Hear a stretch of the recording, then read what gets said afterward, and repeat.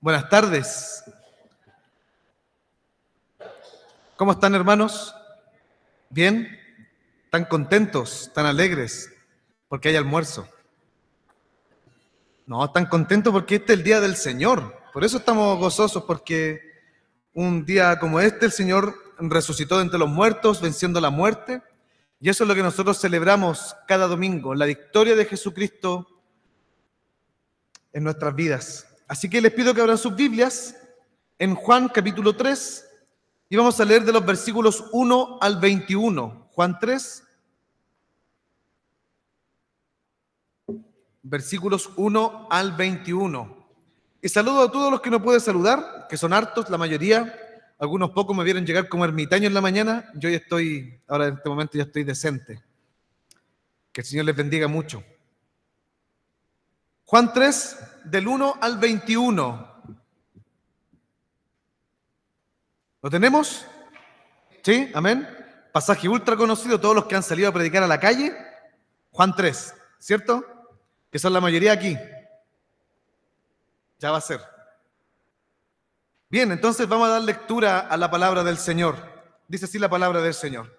Había un hombre de los fariseos que se llamaba Nicodemo, un principal entre los judíos. Este vino a Jesús de noche y le dijo: Rabí, sabemos que has venido de Dios como maestro, porque nadie puede hacer estas cosas, estas señales que tú haces si no está Dios con él. Respondió Jesús y le dijo: de cierto te digo, que el que no naciere de nuevo no puede ver el reino de Dios. Nicodemo le dijo: ¿cómo puede un hombre nacer siendo viejo? ¿Puede acaso entrar por segunda vez en el vientre de su madre y nacer? Respondió Jesús: de cierto te digo, que el que no naciere de agua y del Espíritu no puede entrar en el reino de Dios. Lo que es nacido de la carne, carne es, y lo que es nacido del Espíritu, Espíritu es. No te maravilles de lo que te dije, os es necesario nacer de nuevo. El viento sopla de donde quiere y oyes su sonido, mas ni sabes ni de dónde viene ni a dónde va. Así es todo aquel que es nacido del Espíritu. Respondió Nicodemo y le dijo: ¿cómo puede hacerse esto? Respondió Jesús y le dijo: ¿eres tú maestro de Israel y no sabes esto? De cierto te digo, que lo que sabemos hablamos y lo que hemos visto testificamos, y no recibís nuestro testimonio. Si os he dicho cosas terrenales y no creéis, ¿cómo creeréis si os dijere las celestiales? Nadie subió al cielo, sino el que descendió del cielo, el Hijo del Hombre que está en el cielo. Y como Moisés levantó la serpiente en el desierto, así es necesario que el Hijo del Hombre sea levantado, para que todo aquel que en él cree no se pierda, mas tenga vida eterna. Porque de tal manera amó Dios al mundo, que ha dado a su Hijo unigénito, para que todo aquel que en él cree no se pierda, mas tenga vida eterna. Porque no envió Dios a su Hijo al mundo para condenar al mundo, sino para que el mundo sea salvo por él. El que en él cree no es condenado, pero el que no cree ya ha sido condenado, porque no ha creído en el nombre del unigénito Hijo de Dios. Y esta es la condenación, que la luz vino al mundo y los hombres amaron más las tinieblas que la luz, porque sus obras eran malas. Porque todo aquel que hace lo malo aborrece la luz y no viene a la luz, para que sus obras no sean reprendidas. Mas el que practica la verdad viene a la luz, para que sea manifiesto que sus obras son hechas en Dios. Amén. Pasaje muy conocido, ¿cierto? Muy leído, bastante estudiado. Uno de los versículos también es Juan 3:16, más conocido por cualquier cristiano evangélico, incluso por personas que no son cristianas, que por ahí han escuchado en la calle que se ha dicho este versículo tan conocido. Ya estamos en el capítulo 3. Jesús ya se ha presentado como el Cordero de Dios. Viene de hacer una señal, que es hacer el agua en vino. Viene de descubrir cómo son los hombres. ¿Se acuerdan que en el capítulo anterior vimos cómo el Señor expulsa a los que están vendiendo en el templo, en el patio de los gentiles particularmente, a los cambistas, a los que venden animales, etcétera, etcétera?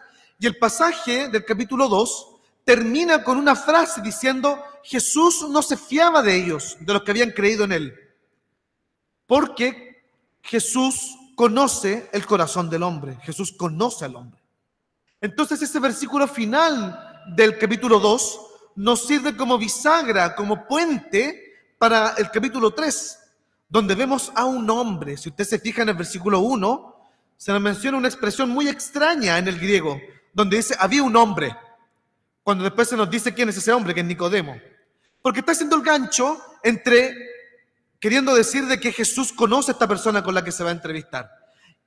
Y esta predicación se trata más o menos de eso, de interrogantes que nosotros tenemos frente a Jesús, porque eso es lo que tenía Nicodemo. Nicodemo era un creyente, entre comillas, alguien que estaba sospechando que esta persona era muy especial, distinto a todos, alguien que sabía que lo que Jesús estaba haciendo era algo que venía de Dios, pero tenía que investigarlo, tenía que verlo, tenía que conocerlo. Entonces le pide una entrevista. Y si usted se fijó en el pasaje que nosotros leímos, Nicodemo le hace 3 preguntas, entrevista a Jesús, porque quiere saber cuál es el mensaje de Jesús. Entonces yo no sé si tú te has entrevistado con Jesús.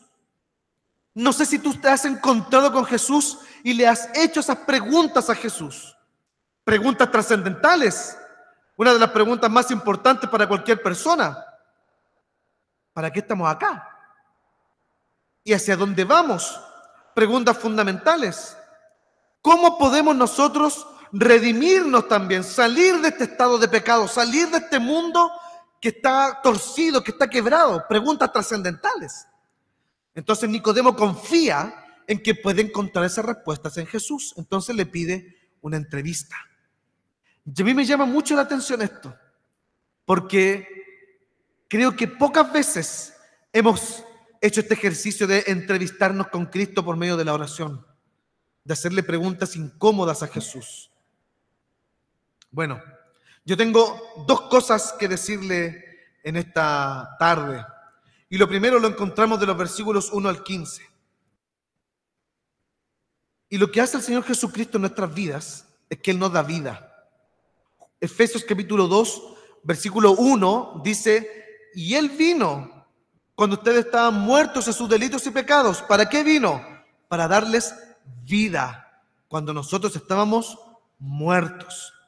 Pero ¿cuál es el propósito de que nos dé vida en esta tierra, en este mundo? ¿Para qué necesitamos estar vivos?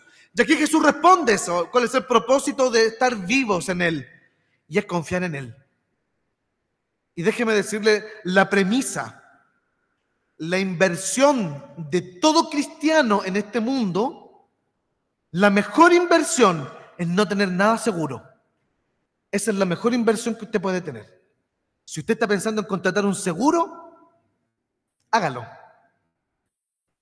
Pero en esencia, el caminar cristiano se trata de no tener nada seguro, sino de caminar teniendo al Señor presente primero, en primer lugar. Él es nuestro seguro. Entonces tenemos que vivir para confiar en Él. No vamos a leer los versículos del 1 al 15, porque ya lo leímos y es bastante extenso. Pero en esta primera parte, porque del 1 al 21 nosotros vemos 2 escenas en un mismo cuadro. La primera escena es la entrevista. Nicodemo viene de noche y le quiere hacer unas preguntas a Jesús. Entonces, si usted se fija, Jesús conocía quién era Nicodemo y la Biblia nos especifica que Nicodemo era un fariseo y uno de los principales, dice. ¿Y quiénes eran los fariseos? Esa es la primera cosa que nosotros tenemos que dejar en claro. En Israel, en el siglo I y antes también, existían 4 facciones religioso-políticos muy importantes y las 4 estaban con mucha atención.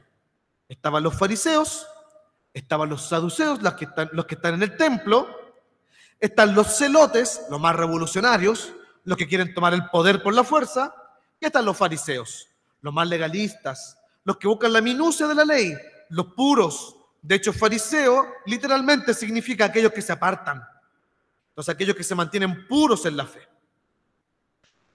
Entonces, el que va a entrevistar a Jesús es un puritano.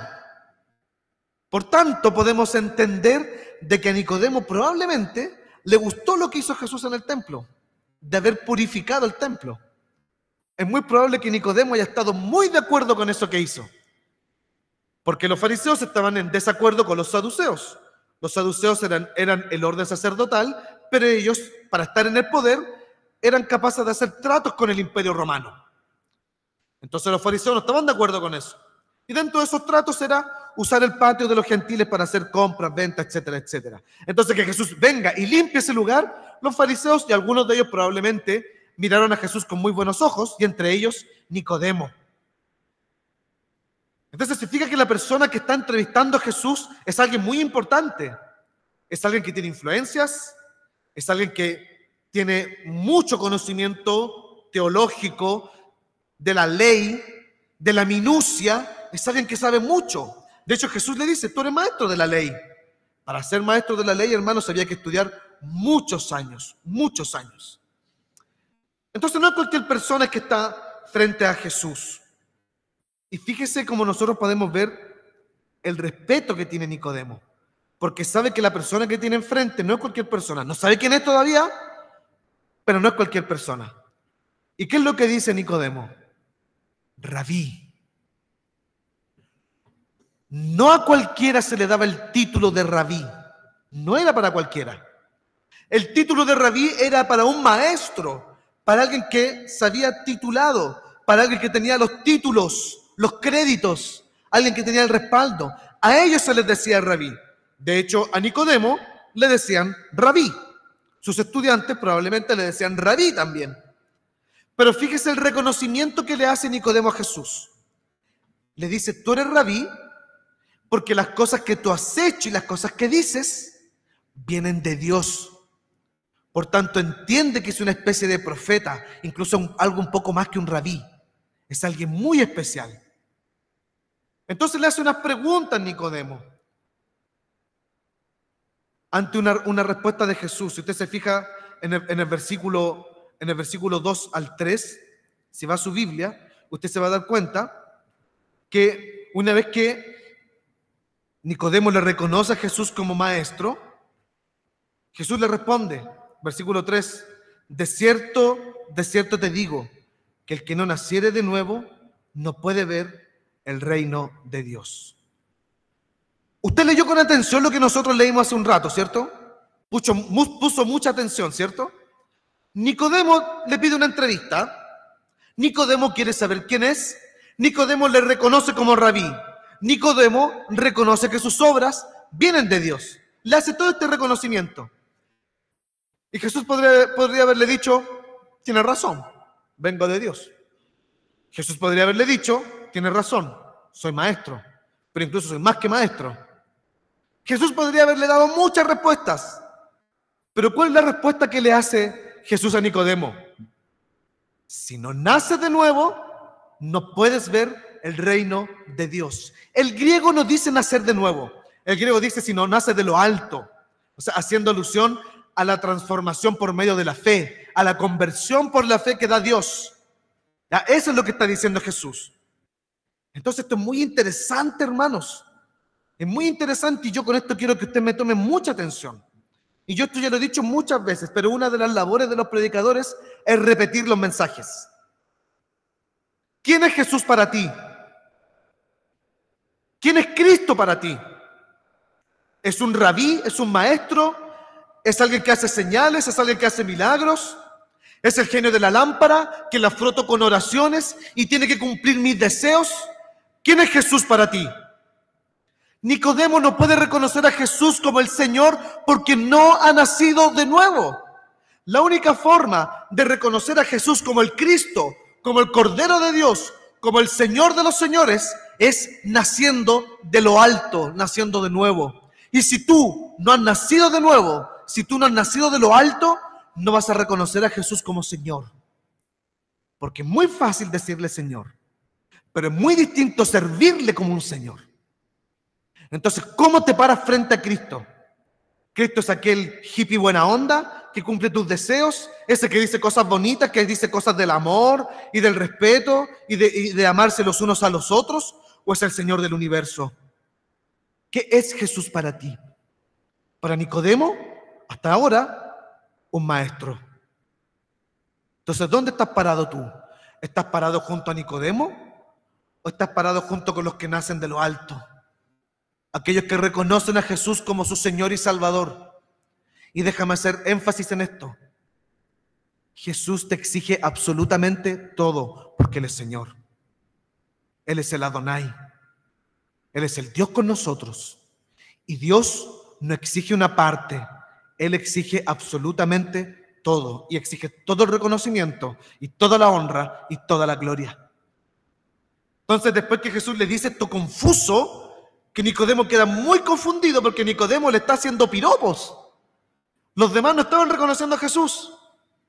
Pero Nicodemo le está tirando algunos piropos, le está diciendo, vienes de Dios, las señales, es imposible, todo lo que tú haces no venga de Dios.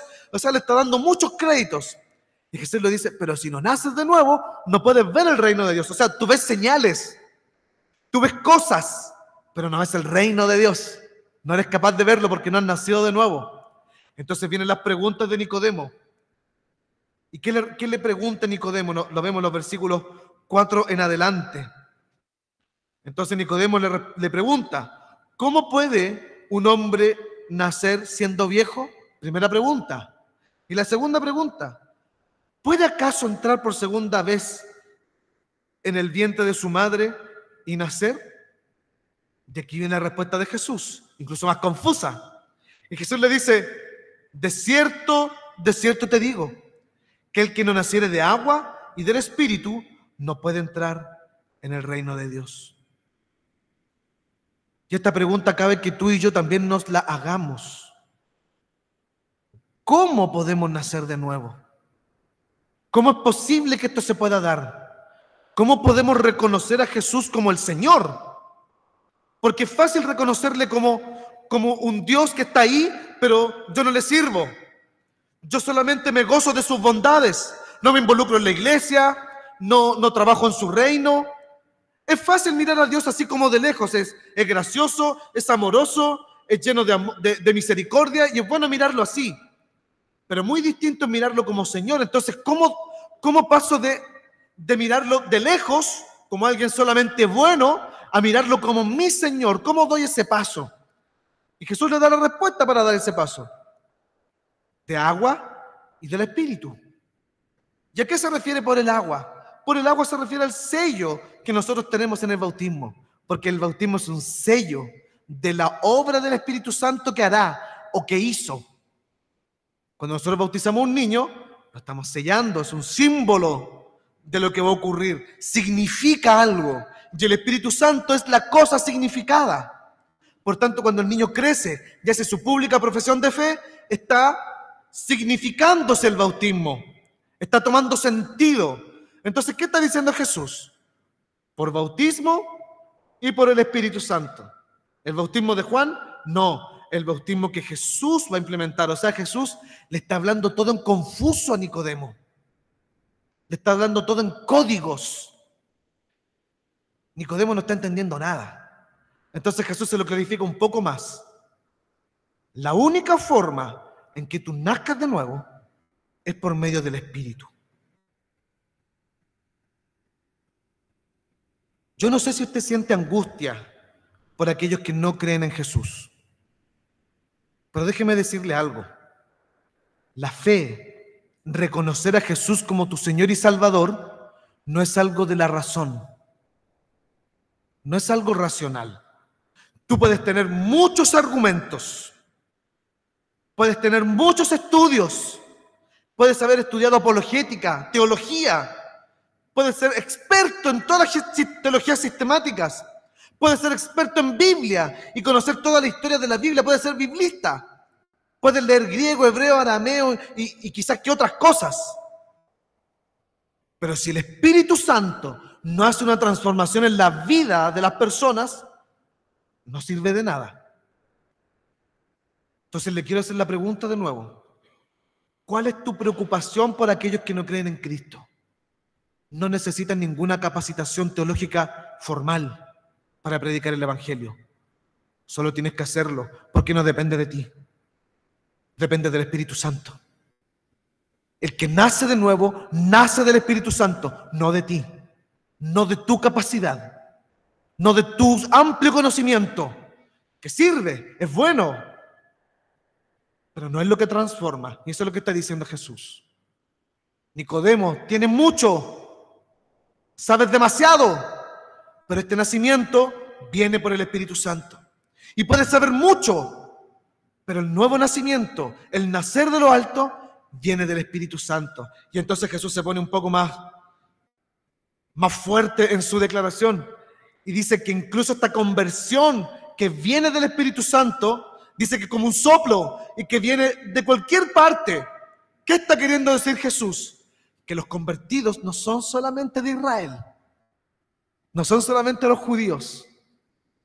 Esto tiene que ser algo que debe trastornar a Nicodemo, alguien que pertenece a uno de estos partidos políticos nacionalistas, fundamentalistas, conservadores, que la salvación va a llegar a otros también, y sin ley. O sea, esto está escapando de la mente de Nicodemo. ¿Cómo puede ser posible esto? El Señor Jesucristo dice, por el soplo del Espíritu. Y aquí no podemos hacer el gancho con Ezequiel 37. ¿Se acuerdan de Ezequiel 37? El valle de los huesos secos. Dice la Biblia que está Ezequiel en una visión frente a un valle de huesos secos. Y no sé si usted sabe lo que es un valle de huesos secos, pero los babilónicos, cuando conquistaban a otra nación, mataban y arrojaban a todos los cuerpos en una especie de hoyo gigante. Y todo lo echaban ahí, para que se fuesen pudriendo y los animales salvajes del desierto se comieran a esos cuerpos, a esas personas, y no quedara absolutamente nada. ¿Y qué ve Ezequiel? Huesos secos. Y eso es lo que somos tú y yo. Tú y yo somos esos huesos secos. Y el soplo del Espíritu Santo, este viento que nadie sabe de dónde viene ni a dónde va, que lo podemos sentir, nos ha dado vida. Entonces déjame decirte una buena o una mala noticia para cerrar este primer punto. No sé cuál es tu condición frente a Jesús. No sé si tú crees en Jesús. No sé si realmente crees en Cristo. No sé si realmente te has arrepentido de tus pecados y has vertido tu vida a Jesús. No lo sé. Pero déjame decirte que esto es algo que no depende de ti. Depende del Espíritu Santo. Y eso puede ser una muy buena noticia para aquellos que creen y una muy mala noticia para los que no creen, porque no pueden hacer nada al respecto. Porque es una obra del Espíritu Santo. Pero para los que creen, déjame decirte la buena noticia. Para los que han sido llamados por el soplo del Espíritu, Él va a hacer salir carne, tendones, piel, te va a levantar y te va a terminar la obra. Entonces yo no sé en qué condición estás hoy tú, espiritualmente hablando. No sé si estás frío, no sé si estás fuerte, no sé si estás firme, no sé si estás duditativo, no sé si hoy tenías flojera de venir al culto o viniste solamente por el almuerzo. No sé. Sea cual sea la razón, si tú has sido traído por el soplo del Espíritu, Él va a terminar la obra. Porque el Señor Jesucristo, ¿qué está diciéndonos acá? No depende de ti, ni de tu conocimiento, ni de nadie. Solamente del Espíritu Santo. Y el Espíritu Santo que comenzó la obra, terminará la obra. Y entonces pasamos al monólogo de Jesús. Después de las preguntas de Nicodemo, pasamos al monólogo de Jesús. Y Jesús se da un discurso precioso. Un discurso que debe encender nuestros corazones. De los versículos 16 al 21. El segundo punto y final, yo lo titulé como el amor nos transforma. Y fíjese lo que dice el versículo 16. Porque de tal manera amó Dios al mundo, que ha dado a su Hijo unigénito, para que todo aquel que en Él cree no se pierda, mas tenga vida eterna. Hermoso, ¿cierto? Precioso lo que dice. Pero déjeme decirle algo mucho más hermoso, que la Reina Valera se queda corta en la traducción, porque nosotros en el español tenemos solamente una palabra para decir amor. Hay hermanos que son de otros países, venezolanos, colombianos, y yo he ido a comer a restaurantes de ese tipo, y ellos tienen por costumbre decir amor. Entonces cuando está sentado en la mesa, ¿quiere algo más, amor? Y yo quedo así como, eso me lo dice mi señora, ¿no? Pero ya es normal, ¿cierto? Es como común tratarse de esa forma. Y es porque tenemos solamente una palabra para hablar de amor. En el griego existen 4 formas de hablar de amor. Y el amor que se está refiriendo aquí Juan es el amor ágape. Y le está haciendo un énfasis al verbo.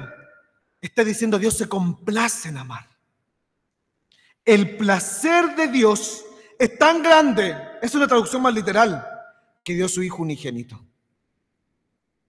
¿Me está entendiendo lo que está diciendo Jesús? La salvación por medio de Cristo no es simplemente un rescate, un salvavidas porque estamos tan perdidos, sino que es una acción movida por el amor sacrificial y desinteresado del Padre. Él se place en amarnos. Eso es lo que está diciendo Jesús. Él tiene placer en salvarnos. Y es tanto el gozo, el placer de Dios por amarnos, que dio su Hijo por ti y por mí. Ninguno de nosotros daría a su Hijo por otro. Ni ninguno de nosotros sentiría incluso placer en eso. Pero dice la Biblia que Dios es tan rico en amor, tan grande en amor, que Él se place en esto, en desprenderse de su Hijo por nosotros. Tenemos que ir al Antiguo Testamento y usted se tiene que acordar de ese pasaje que está en Génesis. Había una persona que se llamaba Abraham, ¿se acuerda? Que estuvo muchos años esperando un hijo, muchos años, dio vuelta en el desierto, se fue para un lado, se fue para el otro, trató de prostituir a su esposa, después como que se desentendió, después tuvo un hijo con otra mujer, ese hijo se tuvo que ir. Bueno, llegó Isaac, el hijo tan esperado. Y ya cuando Isaac ya estaba en cierta edad, entre los 12 y los 13 años, podríamos calcular, Dios le dice, dámelo. Y con dámelo, Abraham entendió perfectamente a qué se refería. Mátalo para mí.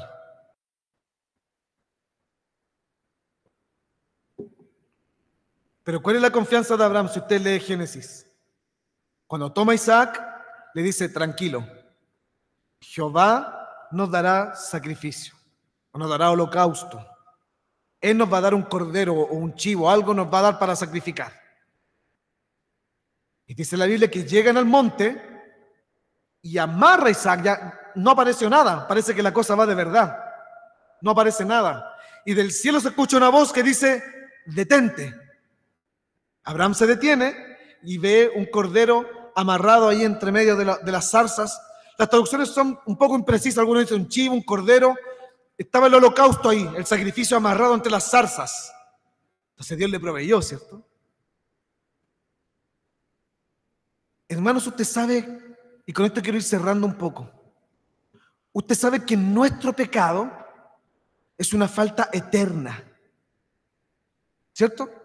Porque hemos pecado contra alguien que es eterno. Nosotros hemos pecado contra alguien que es santo, y no solamente santo, sino que es 3 veces santo. Si yo cometo una falta y golpeo a alguno de los que están acá, perfectamente alguien puede pagar esa deuda por mí. Porque usted tiene el mismo valor que yo, somos finitos, tenemos la misma dignidad, entonces si alguien dice, no, yo voy y pago por él, perfecto, ningún problema. Porque si yo cometo una falta contra usted, usted es finito, no tiene tantos atributos, entonces otro puede reemplazarme. Pero ¿quién puede reemplazar a Jesús? Si no existe nadie más eterno en el universo. ¿Quién puede reemplazar a Cristo? ¿Quién puede detener el cuchillo de Dios frente a Jesús? Si no hay nadie que pueda reemplazar al Cordero que es Jesús. ¿Quién se puede hallar en todo el universo? Y esa es la pregunta de Apocalipsis capítulo 5. Que Juan ve toda la humanidad perdida y dice en la Biblia que hay un libro de la salvación. Pero no hay ninguno digno de desatar los sellos del libro, del rollo. Nadie es suficiente, porque no hay nadie igual a Jesús. Entonces fíjese cuán grande es el amor de Dios. Dios sabe que no hay un reemplazo para Cristo. Nadie puede detener el cuchillo de Dios. Nadie, porque nadie puede pagar la deuda por nosotros más que Jesús. Entonces fíjese cuán grande es el amor de Dios, que Dios, sabiendo que no hay otra forma, sabiendo que no hay una escapatoria, sabiendo que no hay un reemplazo, Él da a su Hijo. Sabe que no hay más salidas, Él entrega a su Hijo. ¿Y para qué lo entrega? Para que todo aquel que en Él cree no se pierda, mas tenga vida eterna. 17. Porque no envió Dios a su Hijo al mundo para condenar al mundo, sino para que el mundo sea salvo por Él. A eso ha venido Jesús. Entonces yo no sé si tú tomas el peso de esta salvación tan grande, tan gloriosa, que costó la vida del Hijo de Dios, de aquel que es 3 veces santo, aquel que gobierna todo el universo, aquel que le dice a Nicodemo: yo soy el Hijo del Hombre. ¿Se te leyó el pasaje? Jesús se le revela a Nicodemo y le dice: yo soy el Hijo del Hombre, yo soy el Mesías, yo soy el Cristo. ¿Y qué le está diciendo Jesús a Nicodemo? Y he venido a morir por ustedes. Entonces yo con esto quiero terminar. Yo no sé si tú estás en un plano legalista o estás en libertinaje. No sé si estás convencido de tu fe o estás muy convencido. No sé si has tomado buenas decisiones. No sé si estás pasando por quiebres matrimoniales. No sé si estás pasando por un pecado muy oscuro. No sé si estás luchando con cosas de la familia o falta de trabajo, enfermedad. No sé, no lo sé. Pero déjame decirte algo, que si tú miras a Cristo crucificado, así como los hebreos miraron a la serpiente alzada en el desierto y se salvaron, tú te vas a salvar. Porque para eso ha venido Jesús a este mundo, para darnos vida, para salvarnos, para redimirnos del pecado. A eso ha venido Jesús. Entonces no sé en qué estado estás, pero Jesús es claro aquí en el pasaje: no ha venido para los que no necesitan, ha venido para los que están muertos, para los que no tienen vida, para aquellos que están perdidos. Si tú estás débil, mira la cruz. Si estás fuerte, mira la cruz. Si estás desanimado, mira la cruz. Si tienes ánimo, mira la cruz. Pero nunca dejes de mirar la cruz, porque no hay otra forma de salvarnos. No hay otra forma de salvarnos, solamente en Cristo. Oremos.